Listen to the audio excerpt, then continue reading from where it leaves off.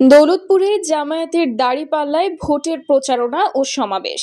মোহাম্মদ বাপ্পি হোসেনের প্রতিবেদনে দেখুন বিস্তারিত। কুষ্টিয়ার দৌলতপুরে জামায়াতে ইসলামের সমাবেশ ও মোটর সাইকেল শোভাযাত্রা অনুষ্ঠিত হয়েছে।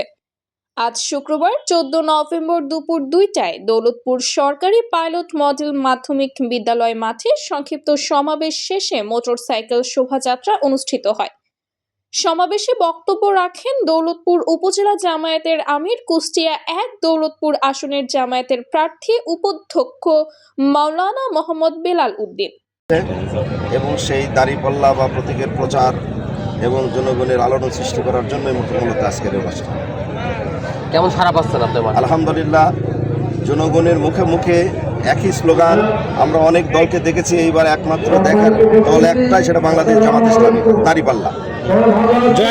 সমাবেশে উপাধ্যক্ষ মাওলানা মোহাম্মদ বেলাল উদ্দিন বলেন, বাংলাদেশকে দুর্নীতি, সন্ত্রাস ও মাদক মুক্ত করে একটি সুন্দর দেশ গড়ার লক্ষ্যেই তারা কাজ করে যাচ্ছেন। দেশের সকল নাগরিকের জানমালের নিরাপত্তা নিশ্চিত করাই তাদের মূল উদ্দেশ্য।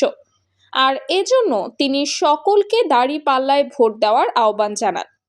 রিফায়েতপুর ইউনিয়ন শাখা বাংলাদেশ জামায়াত ইসলামী দৌলতপুর উপজেলার মেহেদি হাসান মাস্টার এবং সোহেল রানার নেতৃত্বে 200 গাড়ি বহর নিয়ে বিভিন্ন স্থান প্রদক্ষিণ করে দৌলতপুর পাইলট মাধ্যমিক বিদ্যালয়ে যোগ দেন। 5 নং রামকৃষ্ণপুর ইউনিয়নের বাংলাদেশ জামায়াতে ইসলামী ইউনিয়ন জামায়াতের সেক্রেটারি মোহাম্মদ জাহিদ হাসানের নেতৃত্ব 300 মোটর সাইকেল বহর। আসসালামু আলাইকুম ওয়া রাহমাতুল্লাহ। আমি বাংলাদেশ জামায়াত ইসলামী 5 নম্বর রামকৃষ্ণ ইউনিয়নের সেক্রেটারি মোহাম্মদ জাহিদ হাসান। আজ বাংলাদেশ জামায়াত ইসলামী দৌলতপুর উপজেলা শাখার উদ্যোগে দৌলতপুরে 2000 গাড়ি শোডাউনের ব্যবস্থা করা হয়েছে।